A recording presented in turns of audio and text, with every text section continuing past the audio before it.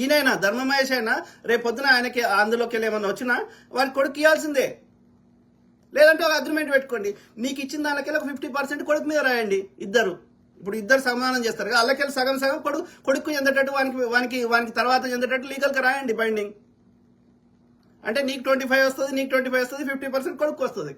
మీకు 100 రూపాయలు మీ దగ్గర ఉంటే 25 రూపాయలు నువ్వు తీసుకో, 25 రూపాయలు ధర్మమహేష్ తీసుకుంటాడు, మిగిలిన 50 రూపాయలు కొడుకు చెందేటట్టు చేయండి. ఇప్పుడు ఎవడు తీసుకోడు, రేపు వాడు పెద్దగా 21 ఎంతో వచ్చినాక వాని చదువులకో వానికి దేనికో వాడు వ్యాపారం పెట్టుకుంటాడు, వానికి ఎందుకో వాడుకోండి. 50 రూపాయలు వానికి కొడుకు పేరు మీద రాయండి, మిగిలిన 50 రూపాయలు షేర్ సగం పంచుకోండి. ఏది కొట్లాడేందుకు? అరే సింపుల్ థింగ్స్ ని ఎందుకు కాంప్లికేటెడ్ చేసుకోవాలి? ఇద్దరికి సమాన హక్కులు ఉన్నాయి. ఆడామె పని చేసినా చేయకపోయినా, మగోడు పని చేసినా చేయకపోయినా, పెళ్ళైనకి సంపాదించిందే మీది, పెళ్లికి ముందు సంపాదించింది మీది కాదు, ఎవరిది కాదు. గౌతమి చౌదరి 1000 కోట్లు పెళ్లికి ముందు సంపాదించినా ధర్మమహేష్కి ఎలాంటి హక్కు లేదు.